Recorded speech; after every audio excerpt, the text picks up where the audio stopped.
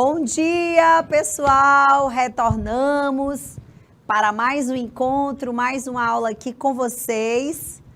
Hoje sou eu, professora Geórgia, que vou estar aqui comandando a turminha nesse horário, tá certo? A professora de vocês, a professora Lauriana, tá doente, tá? E hoje nós estaremos aqui, nós já começamos, né, bem cedinho, aí 7 horas da manhã. Estávamos aqui falando de quê? Minha gente, o que a gente falou hoje?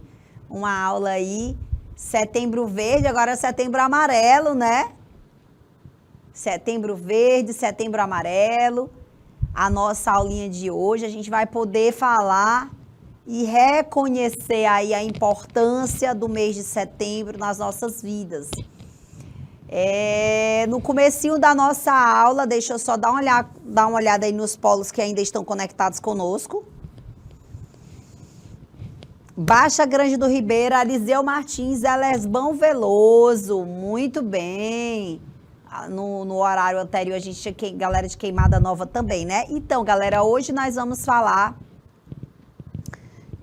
da importância, né, dessa alusão do Setembro Verde, nós já falamos, e agora nós vamos falar sobre o Setembro Amarelo, que é exatamente essa perspectiva dos meses, né? Bom dia, Will, que está aí, que entrou na nossa aula, pessoal que está no chat do YouTube também, tá? Galera que está aqui conosco, compartilhando a nossa aula também aqui no IPTV. Galera, quando a gente fala que os meses, a gente está trazendo aqui algumas alusões, né, de meses, a gente traz exatamente essa perspectiva, tá? Essa perspectiva de gerar essa importância e esse processo de conscientização. Tá? A gente vai trazer aí toda a história de conscientização, ok? Então, a gente vai trabalhar com essa perspectiva de conscientização.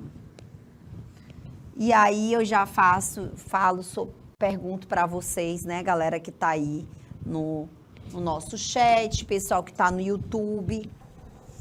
O que é o Setembro Amarelo, né? O que é o Setembro Amarelo? O que a gente pode falar sobre o Setembro Amarelo? Alguém sabe por que é Setembro Amarelo? Alguém sabe? Alguém sabe me dizer qual é a finalidade? Por que a gente está fazendo essa alusão? Alguém já ouviu falar do Setembro Amarelo?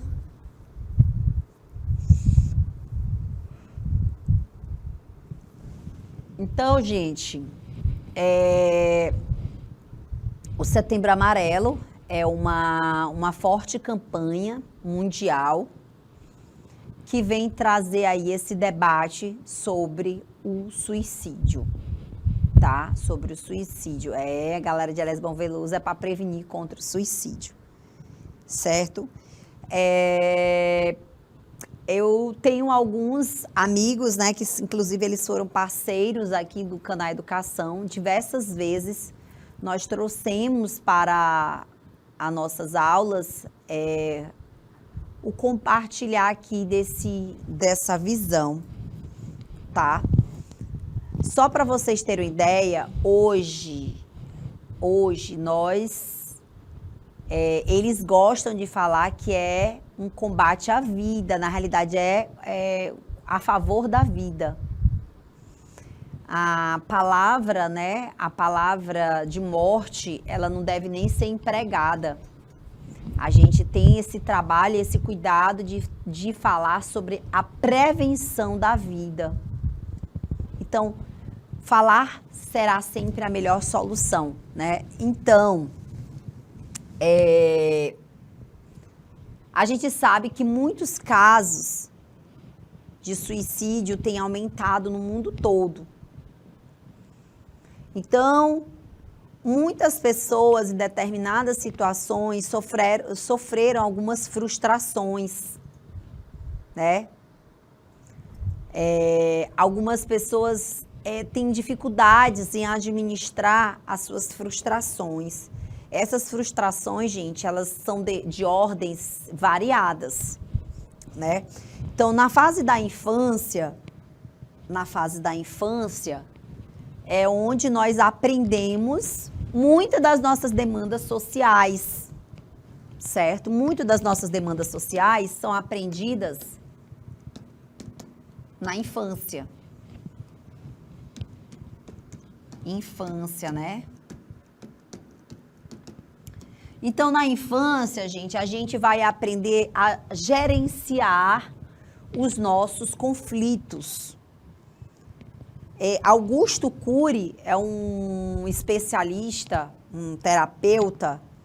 Ele escreve, José William, bom dia, ele escreve sobre a gerência das emoções, né? Saber gerenciar as nossas emoções. Quando a gente ouve essa palavra, gerenciar emoções, quando a gente ouve essa palavra, a gente tende a raciocinar, né? Gerenciar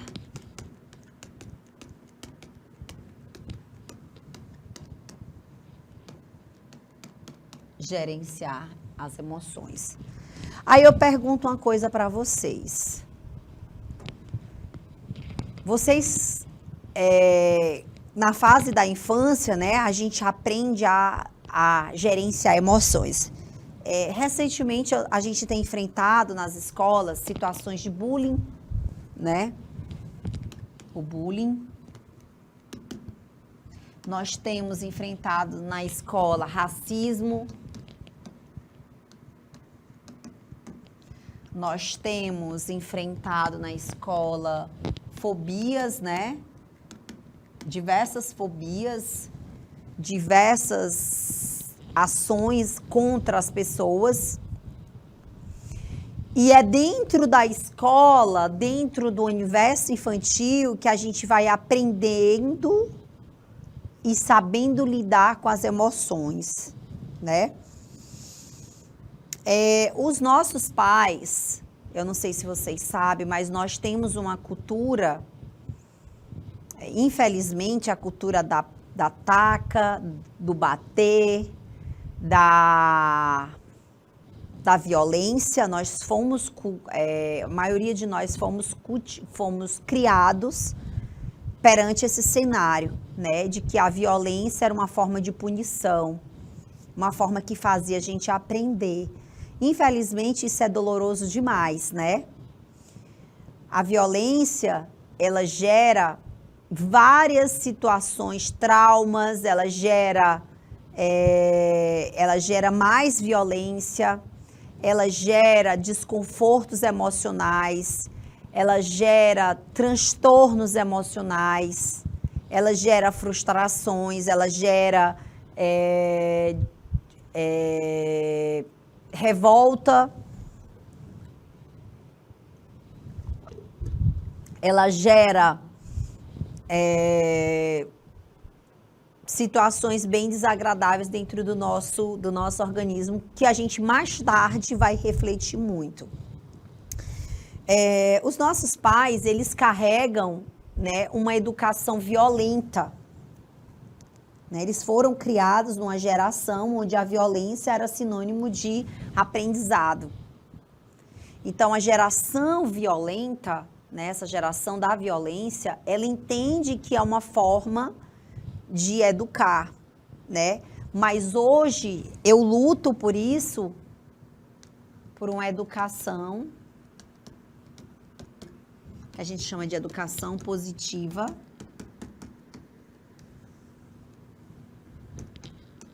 uma educação afetiva, uma educação amorosa, né? O que a gente também chama de educação pela paz. Aí vocês vão me perguntar assim: ah, professora, mas eu apanhei, né? E estou aqui, sobrevivi. Eu também, gente, eu apanhei quando era criança. Porque meu pai, que hoje é falecido, ele foi criado dessa forma. onde taca era castigo, era uma forma de educação, certo? E eu confesso para vocês que em determinadas situações que eu passei de violência, né, de violência mesmo, de taca, eu tive a vontade, sim, do suicídio. Né? E isso é algo que eu preciso falar, que as pessoas precisam falar. O que a educação violenta trazia para mim? Ela trazia revolta, ela trazia traumas, ela me trouxe vários traumas. Então, a gente precisa quebrar esse ciclo, a gente precisa falar sobre isso. Se os nossos pais entendessem que a forma de conversar, ela gera muito mais frutos do que a violência, muitos pais também não sabem disso, né? Muitos pais trariam para o seu filho uma educação mais positiva, certo? Então, essa geração de conflitos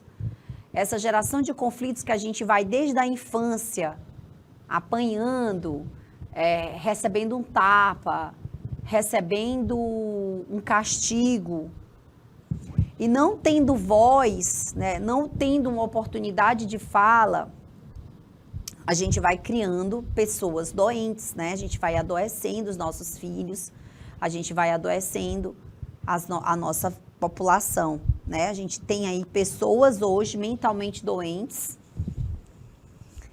exatamente por ter tido uma educação violenta. Muitas pessoas carregam traumas, carregam bloqueios, carregam dificuldades de falar, dificuldade em relacionamentos, exatamente porque não teve uma educação positiva lá atrás. Então, gente, eu prometia, né, quando eu apanhava, lógico, porque eu era travessa também, né? Mas eu era uma travessa, deixa eu explicar para vocês, não tinha hiperativismo, não tinha nenhum transtorno, eu era extremamente inteligente, só que eu tinha coisas que meus pais não gostavam.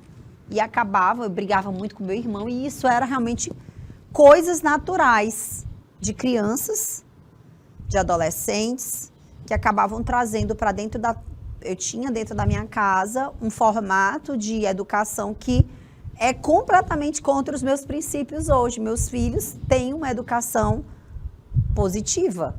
Apesar de eu errar várias vezes, eu já errei várias vezes, porque eu ainda tenho dentro de mim um reflexo da minha educação violenta. Certo? Eu tenho um reflexo da minha educação violenta, assim como isso precisa ser mudado.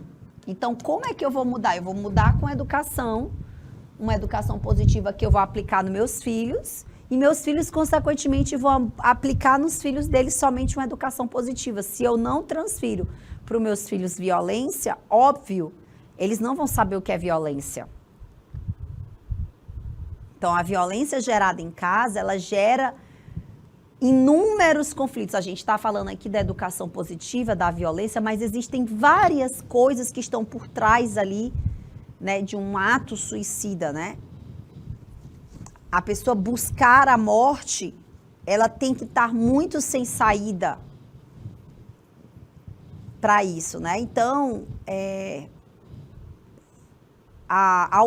essa não seria a alternativa, né? Não é a alternativa adequada. Mas existem, gente, esses adoecimentos, né? A tua saúde mental, ela decorre muito, muito, muito de situações vividas, de bullying, de uma série de coisas que às vezes está pautado lá na infância, às vezes é um abuso, às vezes é uma violência física, às vezes é uma violência sexual, violência mental. As pessoas acham que a agressão, ela só ocorre de forma física, né? E não existe só agressão física, existe a agressão mental, a agressão verbal, que você sofre todos os dias. E ali, gente, infelizmente, a gente tem muitas situações que nós perdemos muitos jovens, né?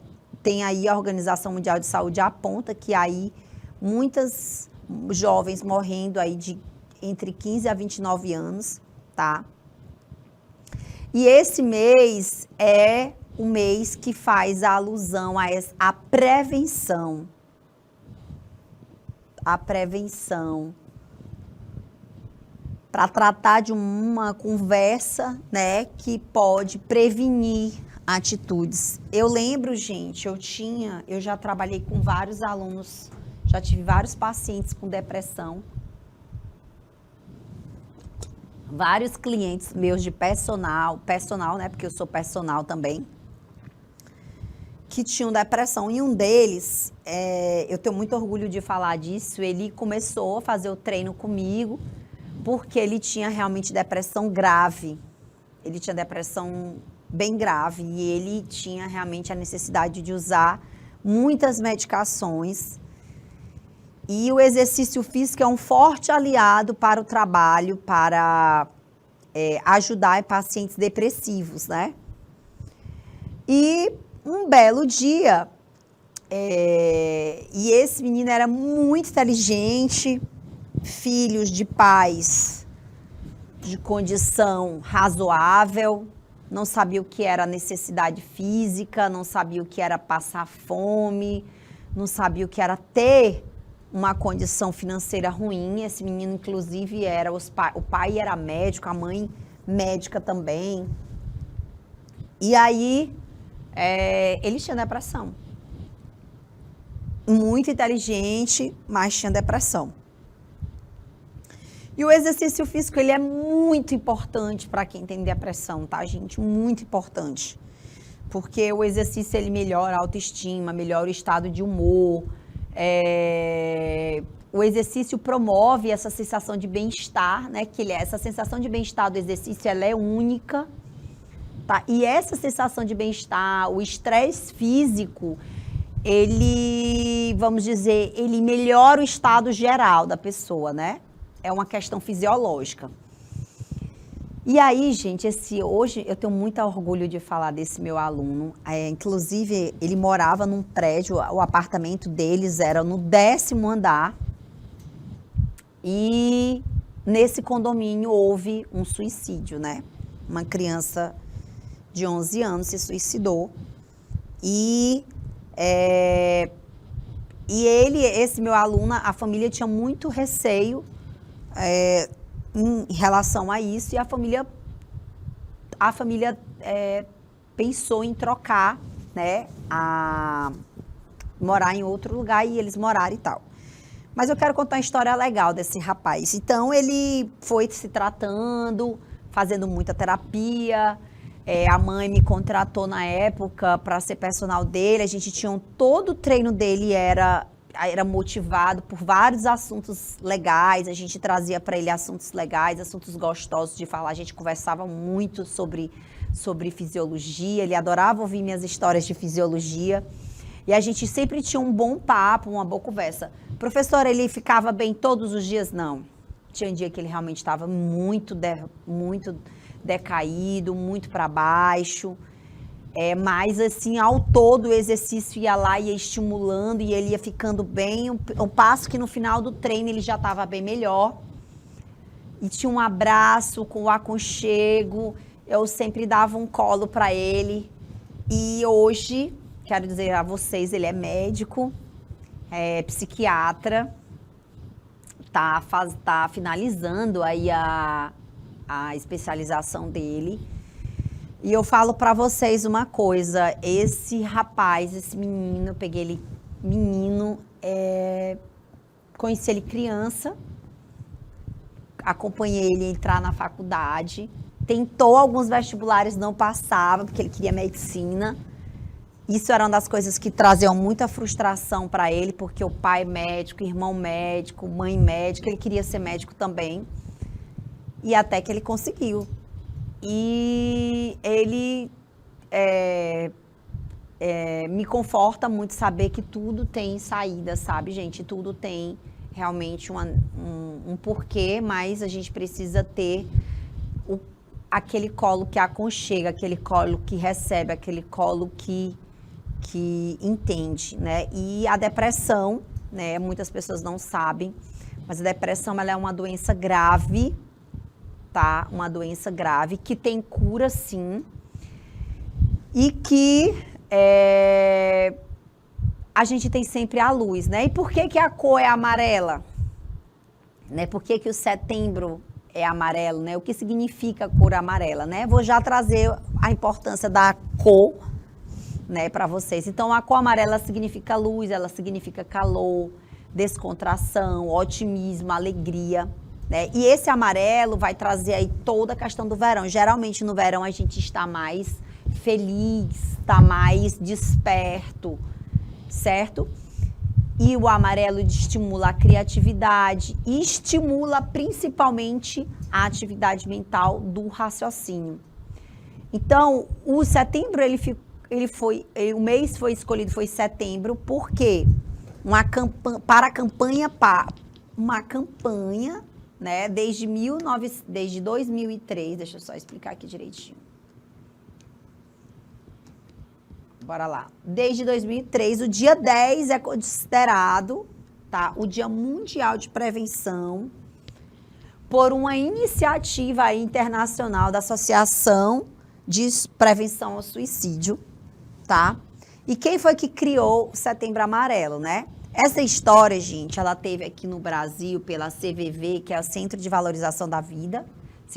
Tem que se falar muito da valorização da vida, né? Conselho Federal de Medicina e a ABP, que é a Associação Brasileira de Psiquiatria. Ele comemora e trata aqui desde 2015, né? Concentradas aí desde 2015, eles começaram a incentivar aí o Setembro Amarelo. Mas olha só a história. A história é narrada desde 1994, foi um jovem americano. A história é por causa do carro, viu, gente? Ele tinha 17 anos, é chamado Mike M. Né? Ele tirou a própria vida dirigindo o seu carro amarelo, tá? E aí os familiares e os amigos, eles começaram a distribuir no funeral umas fitinhas amarelas, trazendo uma mensagem de apoio para os familiares, para as pessoas que conheciam ele, né? E né, eles começaram a fazer isso e colocar essa mensagem para diversas pessoas que estavam passando pela mesma situação. E essa mensagem foi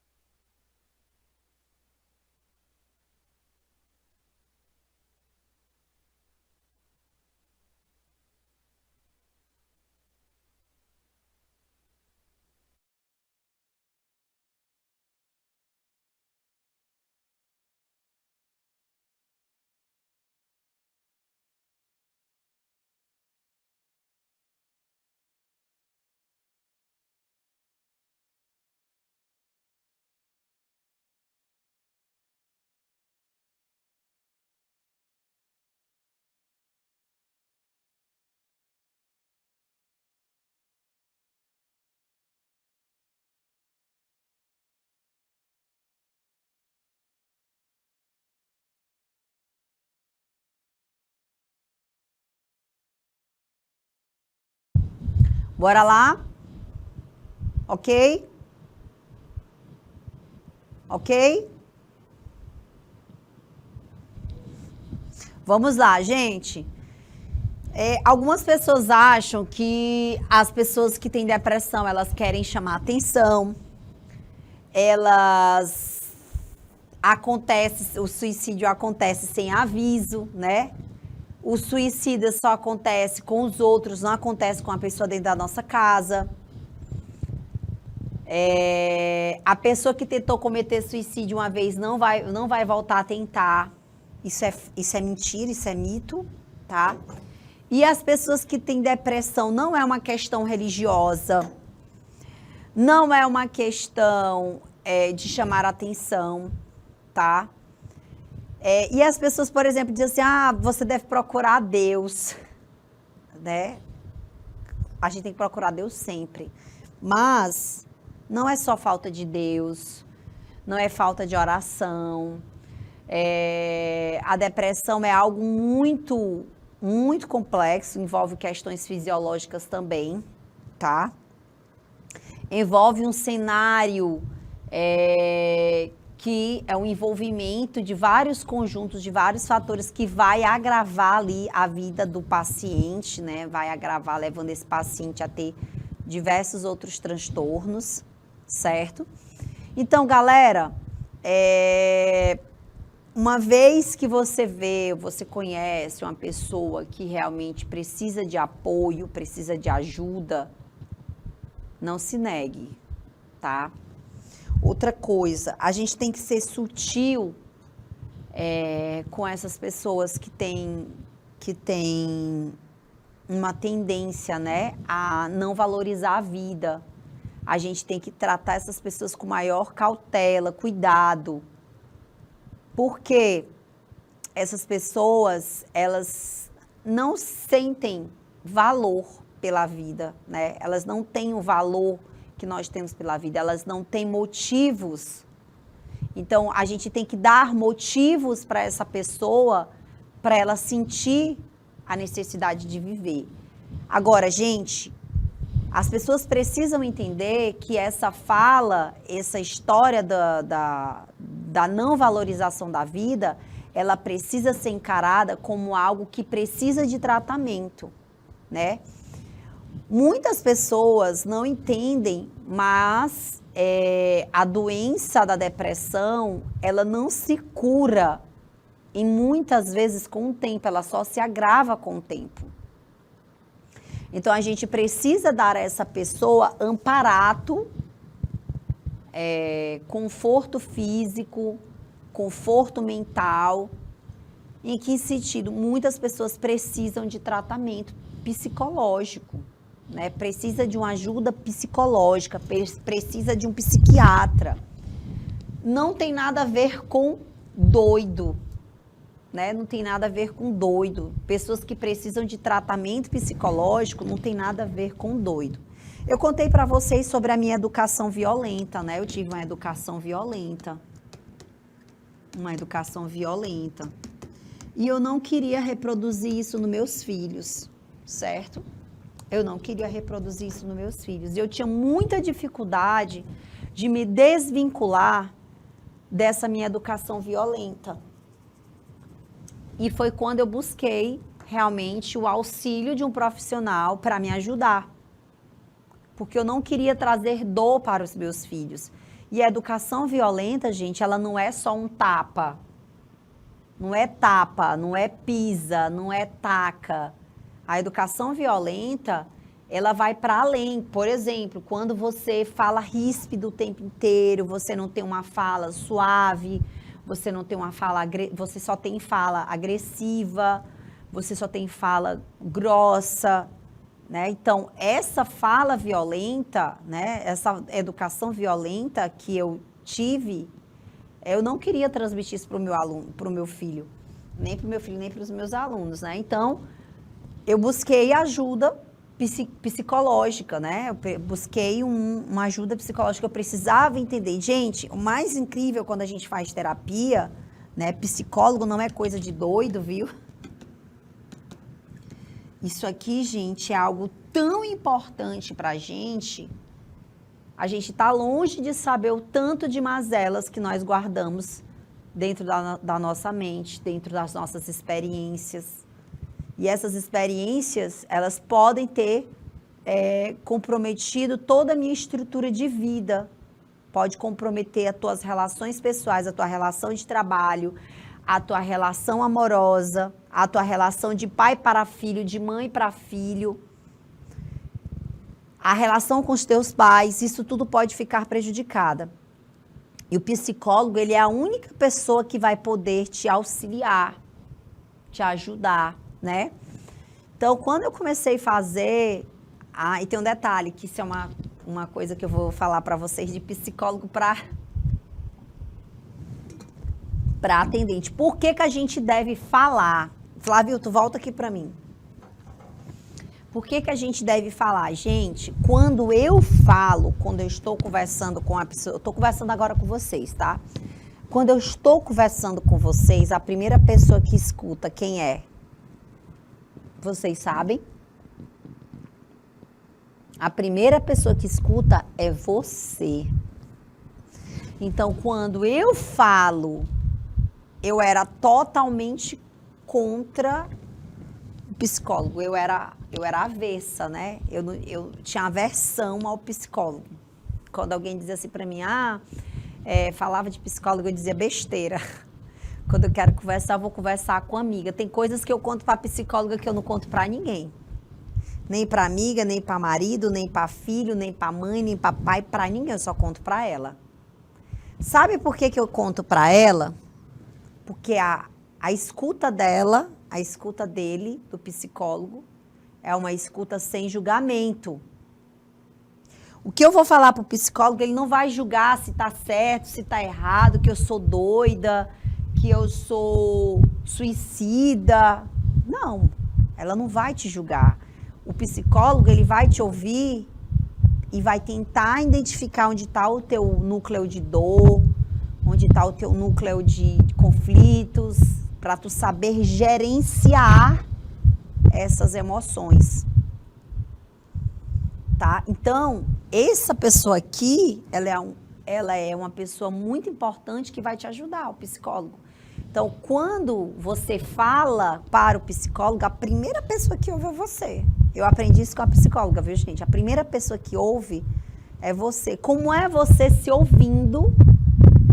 Imagina aí, como é você se ouvindo, que sofre em casa, que sofreu na escola e que precisa acabar com a vida, né? Então, quando você fala... Gente, no início nas terapias, eu era tão ríspida nas terapias que para mim não me importava, sabe? Eu ia muito fechada. Mas depois eu queria estar na terapia, eu queria falar, eu tinha coisas para falar, eu queria falar muito. E essa fala, quem mais ouvia era eu. Eu me convencia daquilo que eu estava falando e aquilo virava uma verdade e aquilo dali eu começava a refletir sobre as minhas ações. E eu confesso para vocês, eu sou uma outra pessoa depois da ação do psicólogo. Gente, o psicólogo ele não vai te dar dicas. As pessoas acham que o psicólogo ele vai lá e vai dizer, você tem que fazer assim, tem que fazer assado. Vai, faz isso, faz aquilo. Ele não é conselheiro, o psicólogo não é conselheiro, não é conselho, ali não tem nada de conselho. Vai existir conduções que ele vai te sugerir, né? Vão ser sugestões, algumas coisas você vai começar a refletir sobre as tuas ações, certo? Então, o psicólogo, ele é a ferramenta mais importante. Professor, eu não tenho dinheiro para pagar psicólogo, né? Existem muitos CAPs hoje, né? Os CAPs são centros especializados de psicologia, né? Apoio psicológico. Nesses centros vocês vão encontrar profissionais. Existem muitas escolas hoje de psicologia, essas escolas de escola clínica, né? Faculdade escola, que tem aí essas sessões, tá? Mas eu confesso para vocês que às vezes, né, um amigo que tá ali próximo de ti, aquele amigo, ele pode às vezes te ouvir e pode salvar a tua vida, né? Às vezes é uma situação que você não contou para ninguém, um professor às vezes pode te ajudar, um colega pode te ajudar. Inúmeras situações que a gente passa na escola, que a gente tenta intervir, viu? Os professores, eles intervêm sim. E você tem que ter essa dinâmica, né? Então, por que a gente não faz divulgação de suicídio, né? Então, por que a mídia não aborda isso na imprensa? Porque isso aumenta a incidência no local. É por isso que também a gente evita falar até a palavra. A gente fala, foi contra a vida, né? Atentou contra a própria vida, para evitar chamar atenção para isso. Então, é preciso falar corretamente, tá? Para que não gere informações inadequadas e que traga aí essa história de relacionar isso a transtornos mentais, que não tem a ver com transtornos mentais, né? Tem a ver com autocuidado, tem a ver com entender de fato o que é, certo? Então, ó, esse mês de prevenção, tá?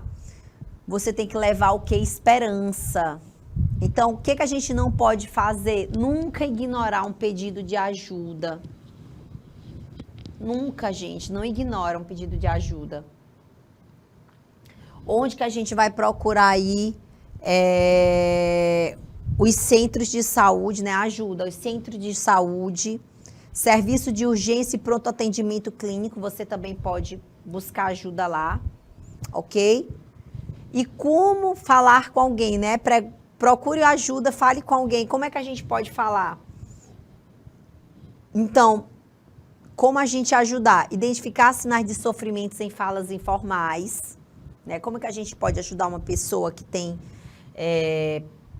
que a gente vê que a pessoa está ali com alguma dificuldade? A gente vê sofrimento, a gente vê dor. Gente, uma coisa muito importante, não minimize a dor do outro.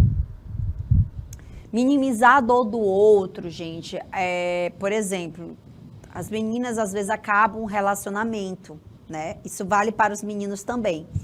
Mas as meninas, elas acabam sofrendo mais.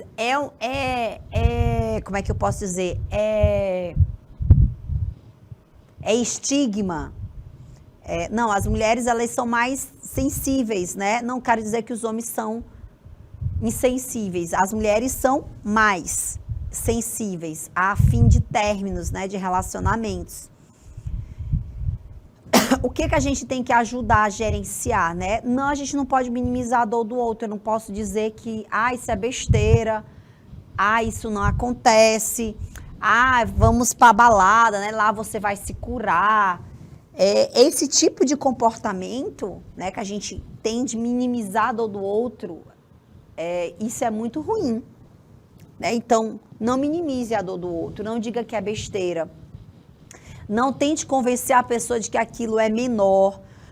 Tem gente com um problema maior, você não sabe. E, gente, tem um detalhe muito importante. Fisicamente, a pessoa sente dor. Dor de verdade. Então, a depressão, a pessoa tem dores físicas. Só para vocês terem ideia, quando você perde uma pessoa, né? Quando você termina um relacionamento com a pessoa, a gente tem que passar por o que a gente chama de luto, né? Luto. O luto é uma perda, né?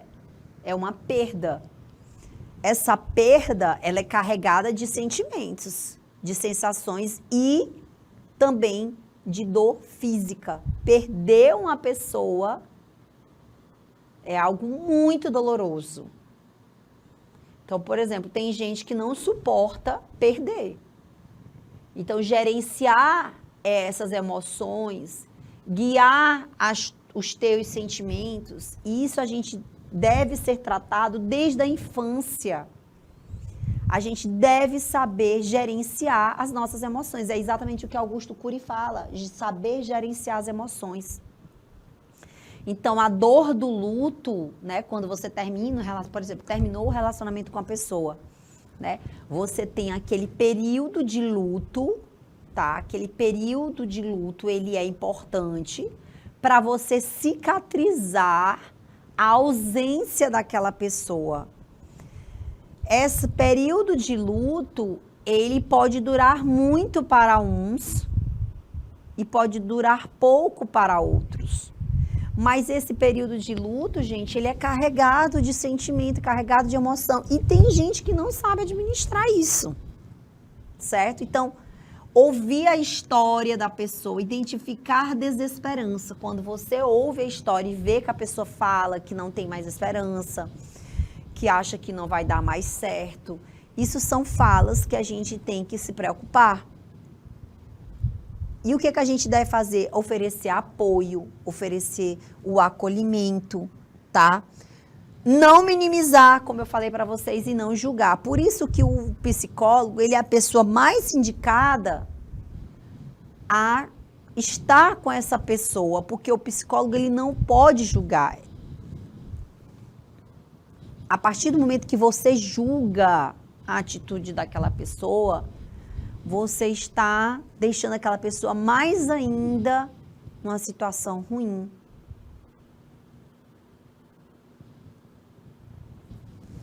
Você deve falar, ó, eu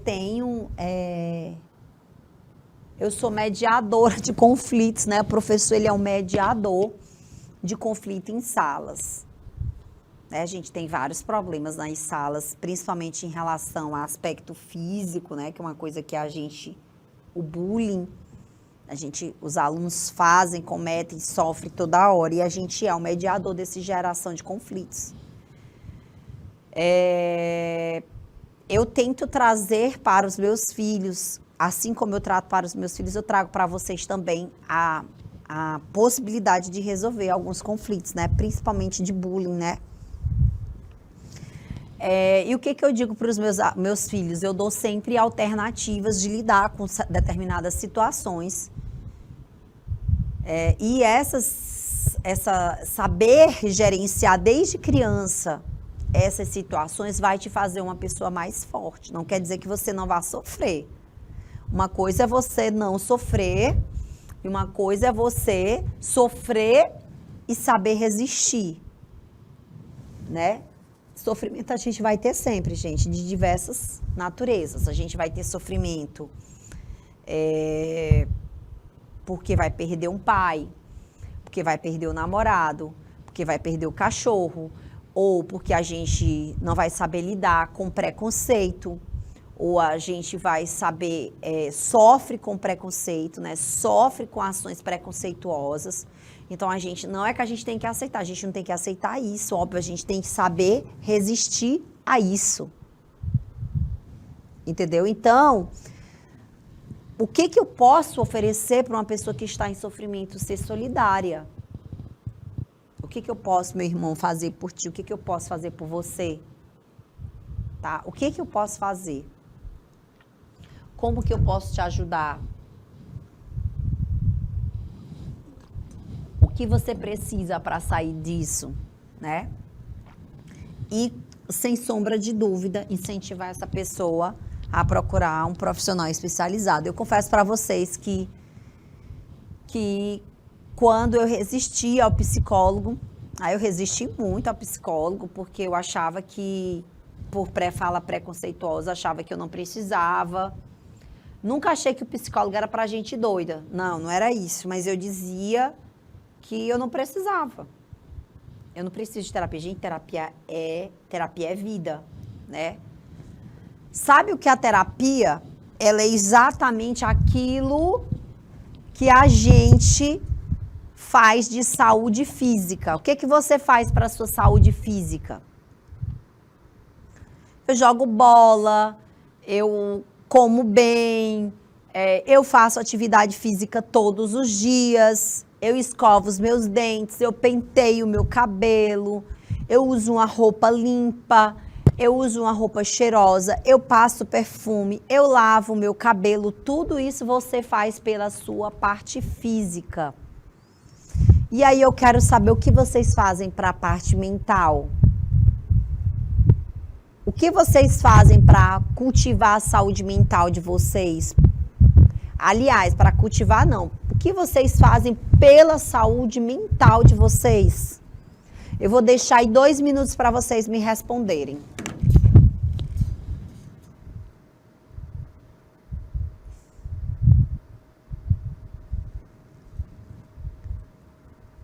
Flávio, 2 minutinhos.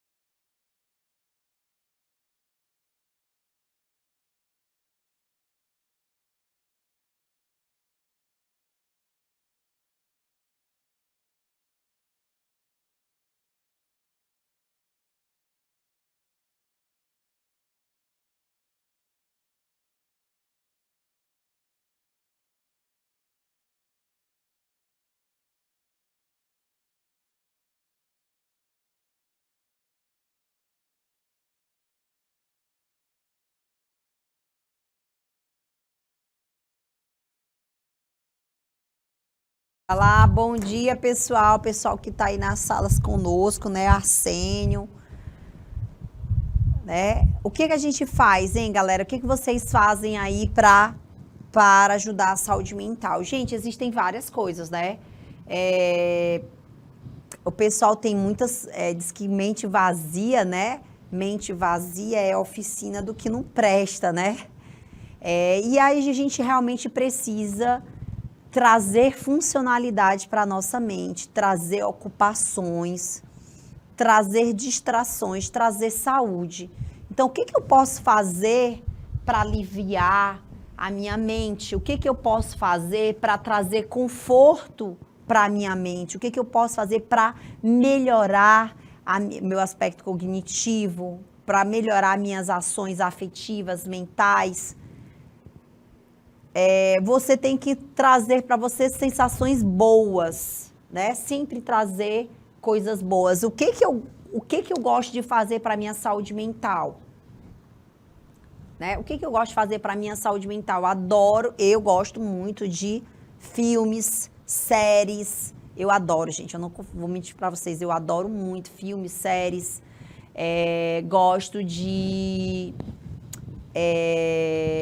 Gosto de ficar com meus filhos, gosto de não fazer nada, né? Mas porque eu tenho uma rotina de trabalho bem estressante. Então, algumas situações de lazer, o lazer, ele é muito importante para a tua saúde mental, certo? Eu preciso estar com pessoas agradáveis, eu preciso ter um convívio agradável. Isso tudo muito bem, Arsênio, estava na minha primeira aula, eu vi que você estava. E aí, essa situação de bem-estar, ela pode ser gerenciada, tá? Pode ser gerenciada de diversas formas, ok? Então, a gente tem várias situações que são bem agradáveis, que a gente pode trazer aqui para... esportes, os esportes também são uma situação bem interessante para a tua saúde mental. A prática esportiva, o convívio com pessoas agradáveis, ter amigos, né? Isso é muito importante também, ter com quem você conversar, ter com quem você trocar uma ideia, fazer amizades, aumentar o teu círculo de amizades. Isso é muito importante, tá? Professora, eu não gosto muito de conversar, eu não gosto de não gosto de estar com outras pessoas. Isso, gente, é uma característica realmente da pessoa que tem depressão, né? Então, o que eu preciso fazer para que isso seja alterado em mim? Eu preciso mudar os meus hábitos, eu preciso mudar algumas atitudes, certo? Eu preciso muito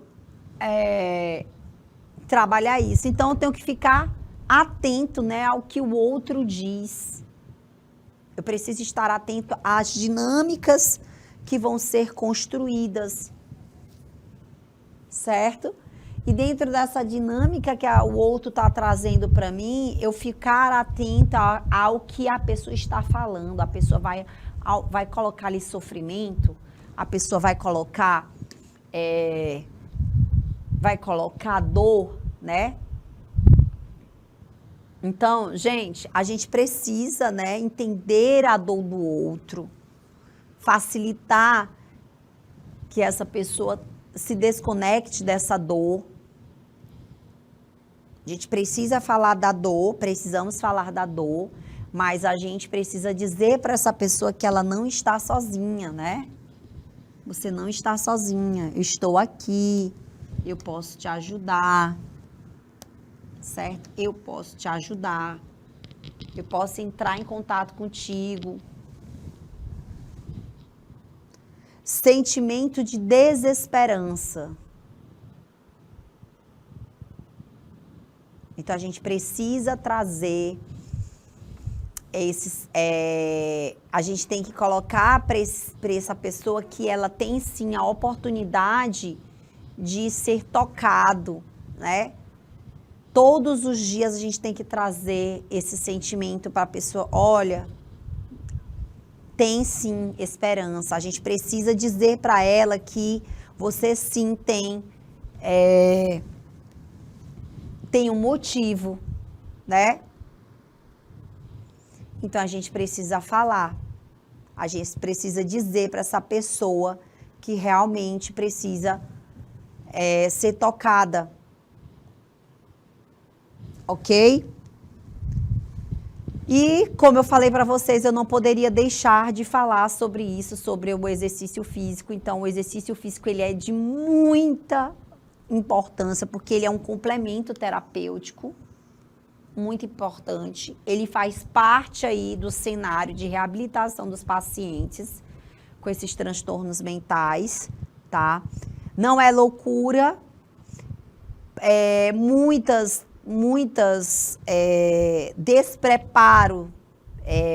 Esses despreparos que as pessoas não têm conhecimento sobre tal situação, acabam refletindo aí nossas falas, né? Mas muitas pessoas não estão realmente habilitadas, por isso que é importante ter uma voz, uma fala, uma escuta sem julgamento, né? A escuta do psicólogo é uma escuta sem julgamento. E lógico, a gente precisa comunicar, né, que realmente está tendo alguma coisa ali. Às vezes a gente deixa até na entrelinha que está acontecendo alguma coisa, a gente não está sabendo lidar. Mas o exercício físico, gente, ele é muito importante. Primeiro, porque ele vai melhorar o meu estado de humor. Ele vai melhorar a minha relação de humor. Ele vai melhorar o meu componente físico. Nós vamos ter aí diversas ações dentro desse cenário físico para ser tratado. Ok? Galera, hoje nós finalizamos essa aula. Eu queria agradecer demais a participação de todos vocês. A gente vai ficando por aqui, tá certo? Muito obrigada. Beijo no coração de vocês. E fica aí a nossa dica, a nossa aula. Beijo, tchau, tchau. Até mais.